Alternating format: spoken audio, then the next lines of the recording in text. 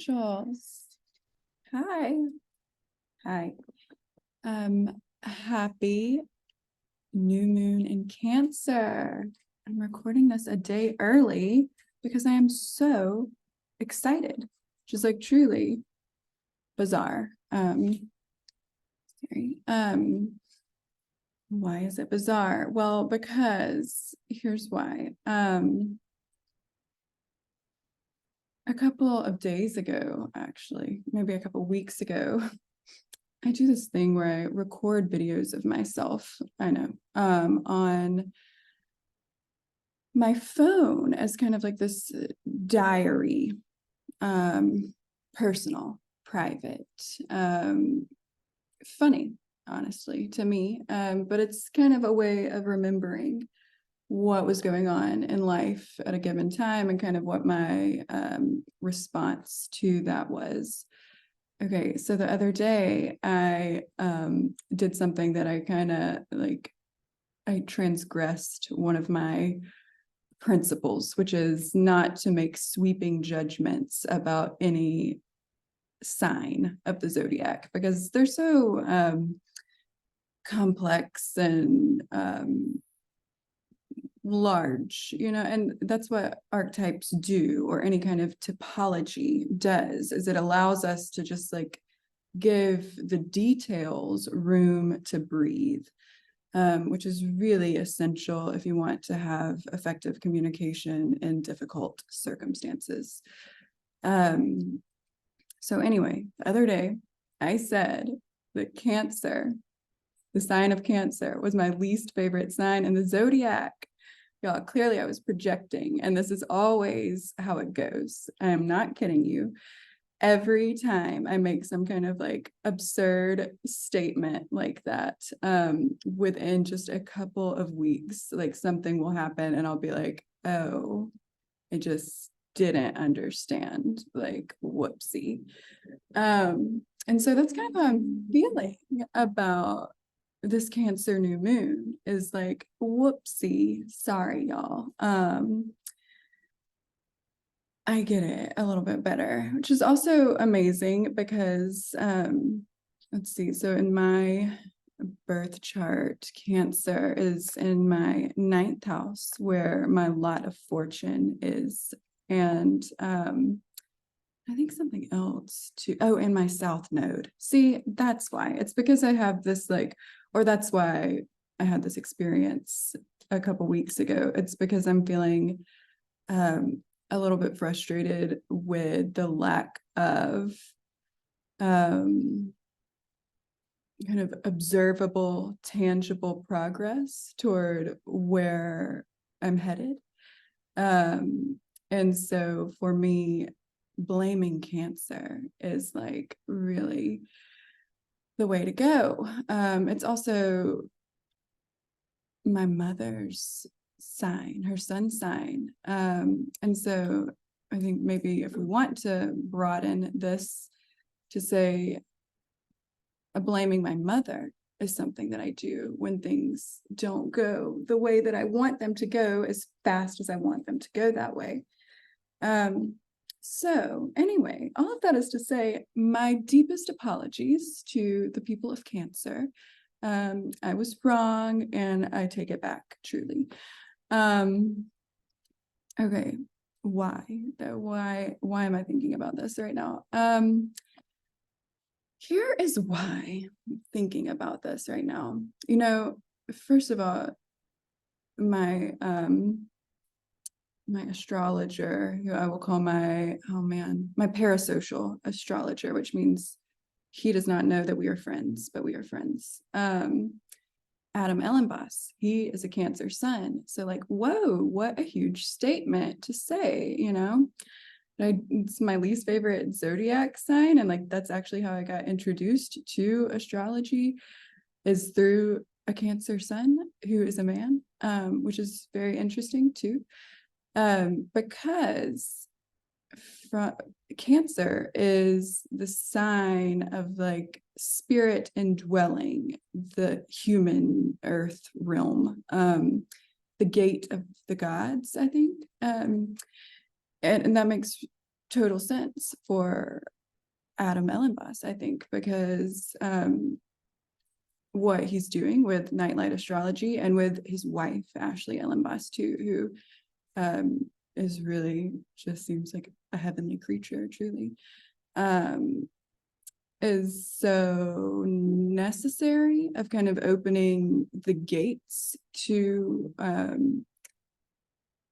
a larger population of people to be able to use astrology as a spiritual science for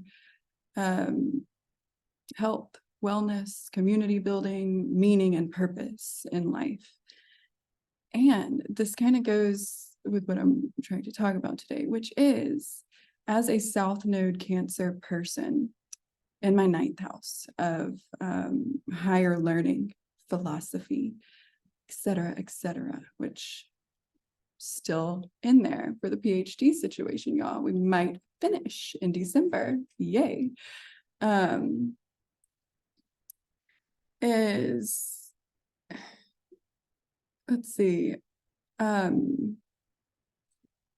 the tension that I have with knowledge, learning, philosophy, institutionalized education, like all of this stuff, where I both love it. Like I just feel so cozy and right at home. But I also can get frustrated by it when I feel like the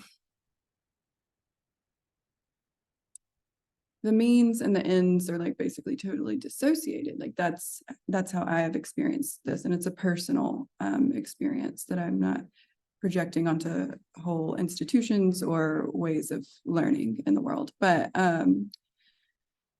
let's see. So sometimes I just get really frustrated with it, and I want to kind of like dissociate that part of myself from what I see as kind of future goals and where I want to be. And let me just give like a really practical example of this. I've heard that sometimes having a PhD can be a hindrance for people who then want to go enter the job market and industry or something like that, because what it says is that like you know a lot, and in some ways you're probably wildly overqualified for this job, but then like your practical on the ground experience is probably like maybe could use some development here. And I feel that I've always been a person who enjoys study, knowledge. It was theology when I was a kid, and then it was philosophy, and and now astrology, and the other thing too, and that's what I was going to say, but actually I think I'll wait because I want to do this one part of talking about the situation that I think that we are in kind of as a collective right now, that I'm not sure is being well articulated for all of the real people, like not in outside of academic institutions or like spiritual practice or whatever, something that we are likely not grasping. I like technology, actually, I do. I'm not a Luddite.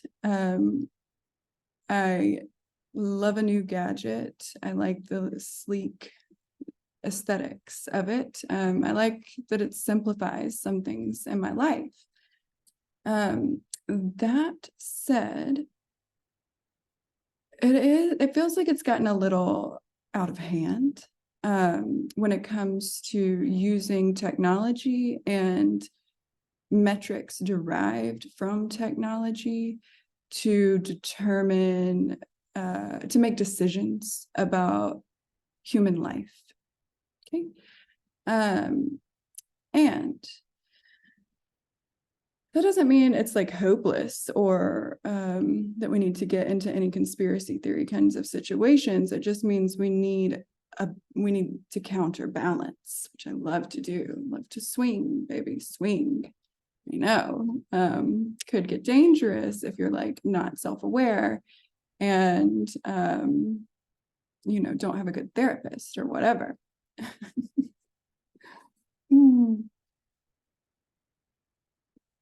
Anyway, so part of that for me too, I'm a Gemini, the duality, like wanting to know how these two things go together into the new realm of like holistic integration.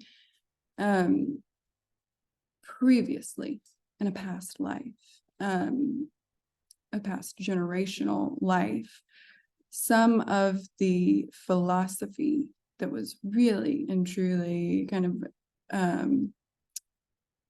oh gosh, what would we say? I would call it innovative, groundbreaking, something like this, came from women.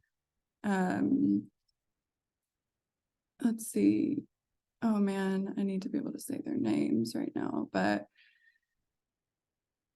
Dorothy Dinnerstein, Hannah Arendt, Simone de Beauvoir, and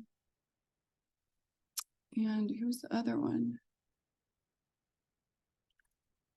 Simone Weil. Yeah, we had two Simones. Those are women who are philosophers, not just intellectuals, not just commentators on the social moment. Susan Sontag, I don't know that she was within the framework, but what she produced, there's some deeply philosophical insights there. Why am I saying this? I'm saying this because one of these women, Hannah Arendt, what she talked about was the separation of private and public life and the evolution of that separation over time. And then the like crazy rise of the social into this middle ground in between a public and a private life. For me, I really like having both a public and a private life. Why do I like that? I actually made a list of reasons, like what are the things? Okay, in my public life, I am pretty fiercely competitive. See, that's my ancient Olympic games back there. I like to play a game with clear rules, and I like to win. I'm a good sport. If I don't win, I'm not going to have a temper tantrum, but I don't want to lose. I value excellence. So that's something, because, in public life, I value excellence. Okay. We're separating these things because I'm going to tell you what I value in my private life too. In public life, I desire for my ideas to be influential. Otherwise, I would not be trying to get a PhD right now.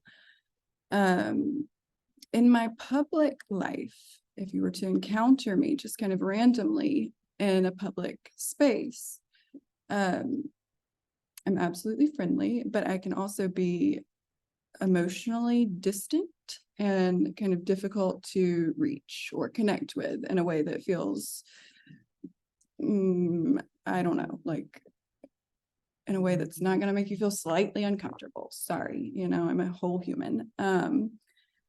Let's see. And then I can also be a little impatient when I feel limited by either like arbitrary rules or kind of illogical positions that people take. I love logic, honestly. Okay, but then in my private life, because I'm also a friend, a lover, a mother, a daughter, I am a deeply spiritual person. And that's something that I've tried to dissociate from my public life a little bit because of how damaging my spiritual upbringing was, and not oh gosh, it's so complicated, and I would hate for some of the good friends, and this is why I don't talk about it, because I would hate for some of the people who loved me as well as they could in that spiritual upbringing to think that I am in any way faulting them for the experience, the subjective spiritual experience that I had being raised in a Southern Baptist church in the great state of Alabama. In my private life, I value tenderness and care for the people that I love, for myself. I want it to be so comfy, so cozy. I want you to feel right at home. I want to feel right at home. And I just want to have a big love fest, like that's what I want to do in my house. I have a very strong desire for a private life. Like I want that. I said in my public life, I desire for my ideas to be influential. It's a very masculine trait, by the way. In my private life, I just want to get away from all of it and just not worry and just be comfy, cozy, eating yummy food and drinking tea, these things. I am fiercely, sometimes almost too much, loyal to the people and places that I have invested my emotional life into. I protect them. That is what mothers do. Mothers protect children until the children are capable of protecting themselves. When somebody shares an emotional situation with me, somebody who I care about and I'm receptive and open to receiving, I then want to protect their beingness in that kind of sacred space of, whoa, that's a feeling that you're having there, until they're able to, or willing and able, until they desire to kind of let go and leave that space behind. And then I also can really easily change my mind about like plans, or like what I want to do today or whatever the thing is, or what if I'm not yet emotionally invested in something, if it's just kind of like an idea. Part of how you get to a good idea is by allowing it to evolve and change. Then the other part is consistency. Okay. And so it's about finding the balance between these things. But now the reason that I just came up with this list and shared this in this way is because what happens when there is no longer such thing as a public life and a private life, and instead it's just one social life?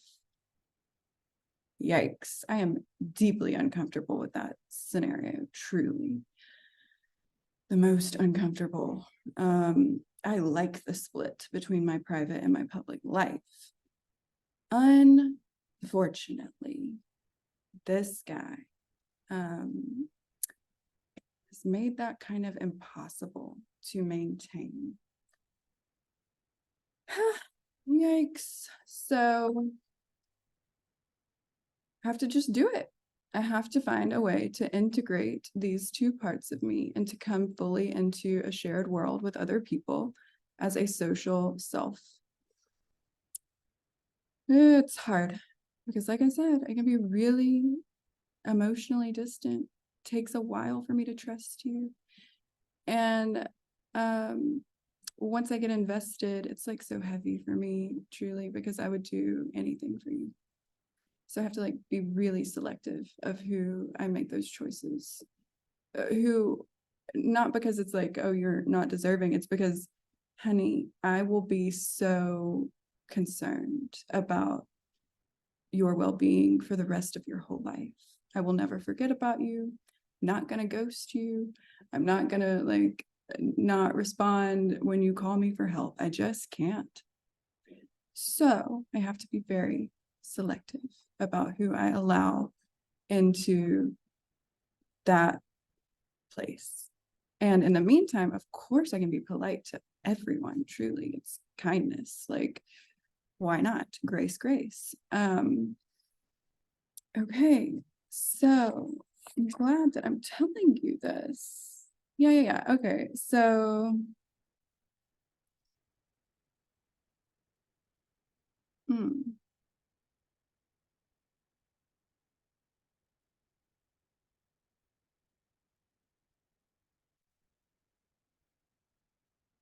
secrets can be good for the soul. They can also be absolutely devastating to our embodied well-being.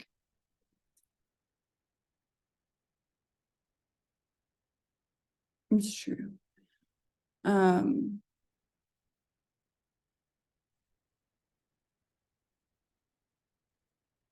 Sometimes I find myself in situations where I'm kind of, there's a tension between wanting to protect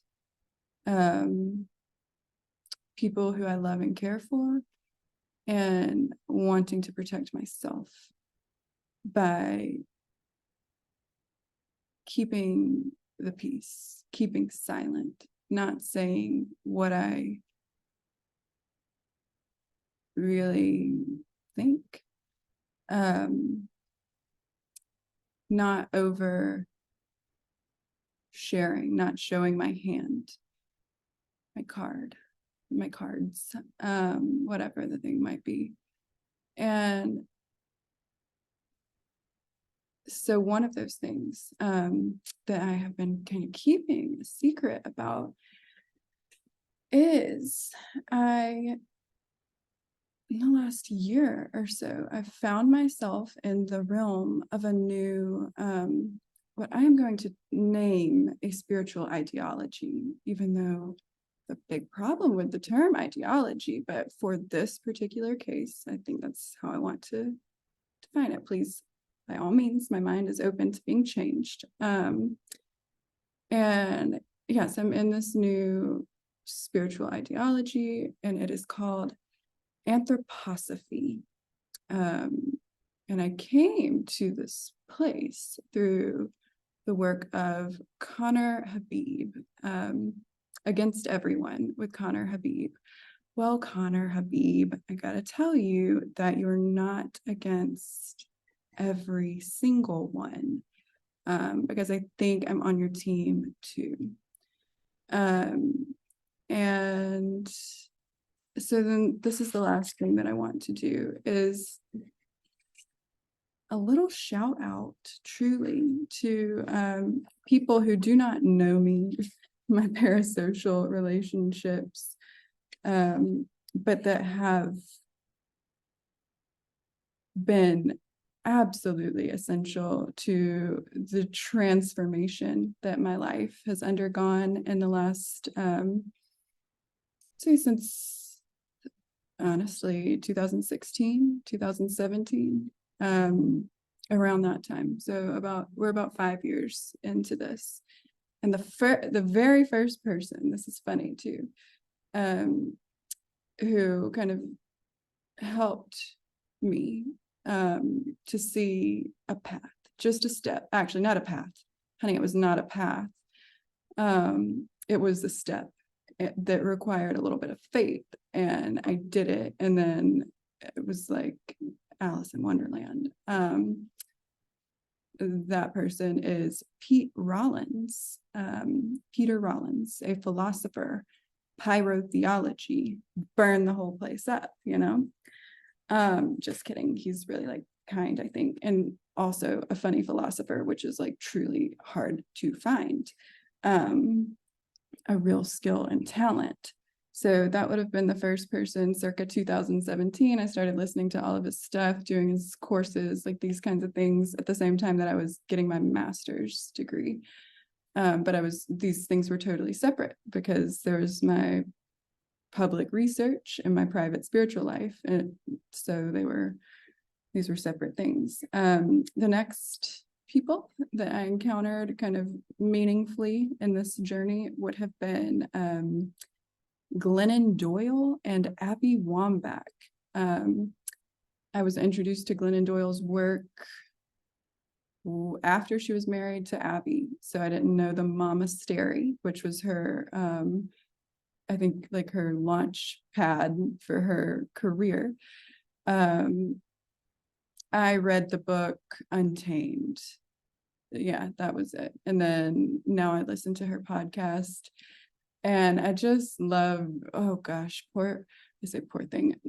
Her Pisces spirit is like, whoa, I know she must be so sensitive to the world. And she is trying so hard to get it right. And she is doing an excellent job. Yay, Glennon Doyle. And I also love the relationship that she has with her wife, Abby Wambach.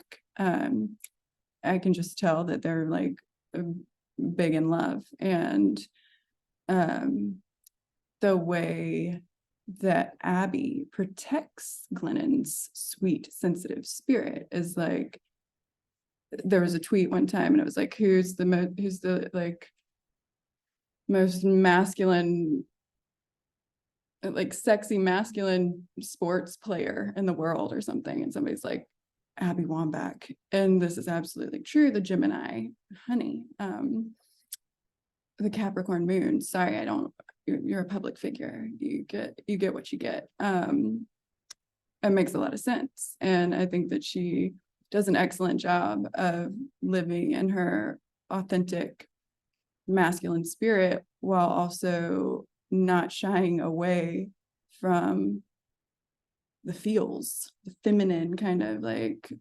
feeling self. And she's like real open to doing both of those things, which is very cool.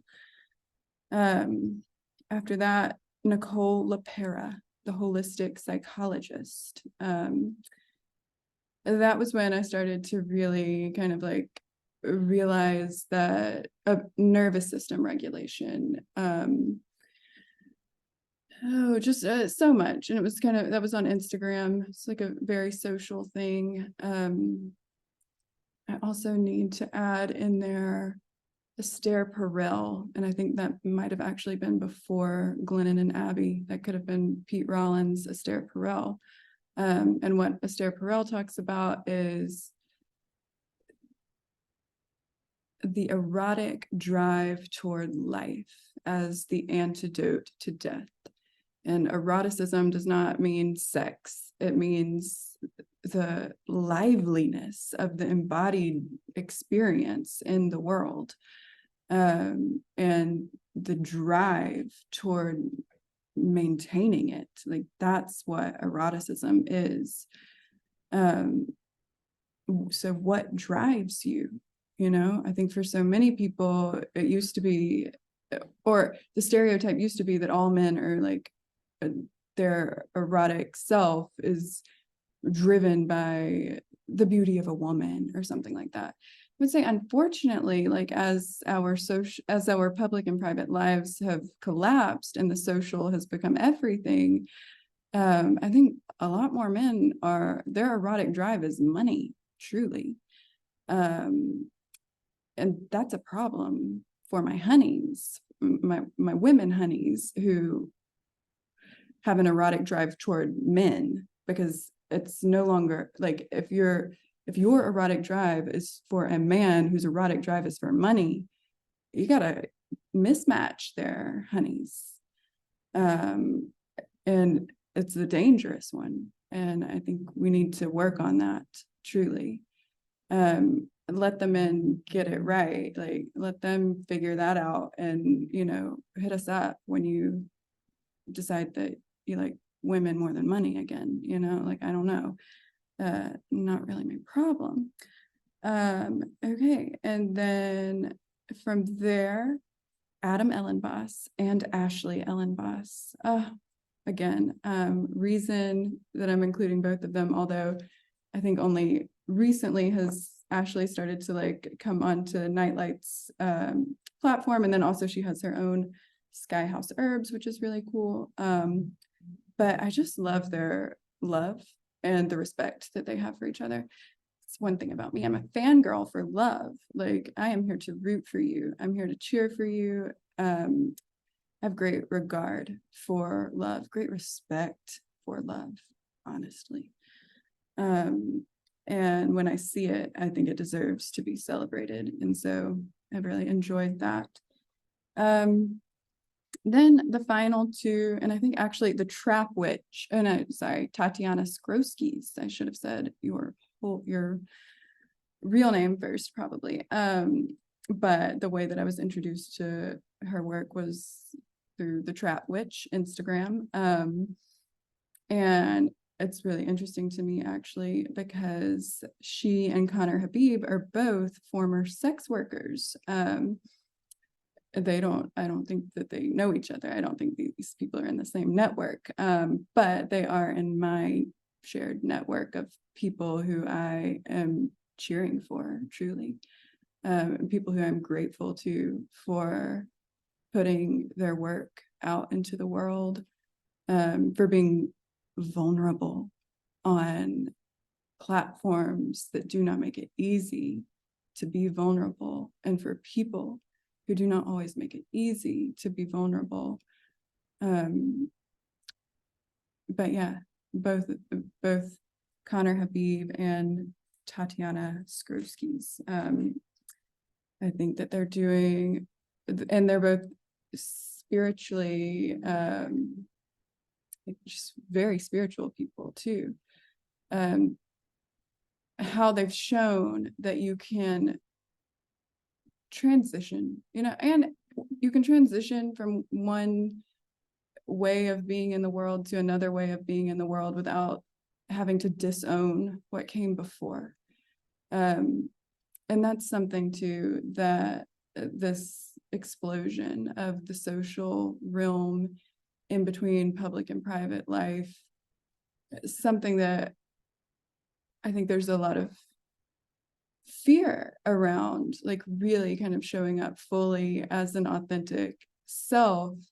I mean, and truly there are limits, like, baby, please don't try to brush your teeth at the coffee shop, like, or whatever. But it's just like, I think people can be really, really, really fearful of somebody showing up with both their kind of like logic brain turned on and without shutting down the emotional feeling experience, or and knowing when to create boundaries in what kinds of situations, and when you're free to kind of express fully your position, where you've been, where you came from, where you're headed, all these things.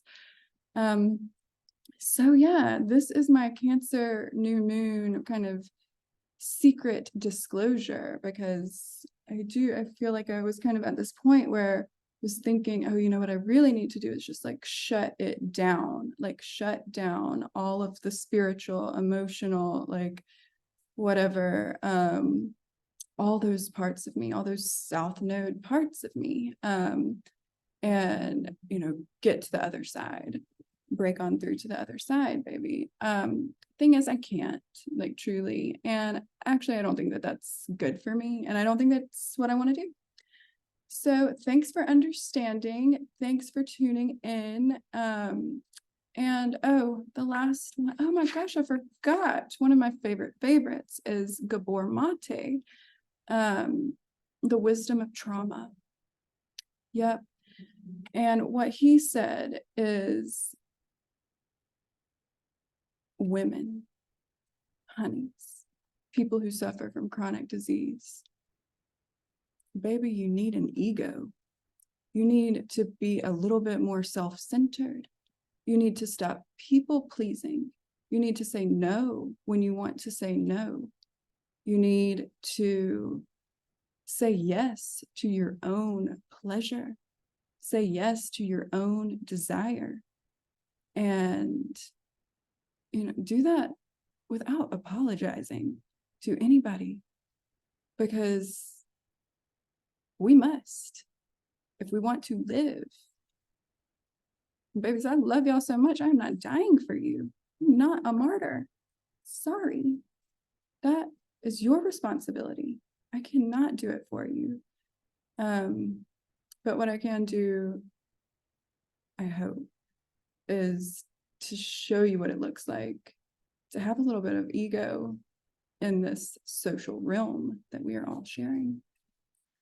Love you so much.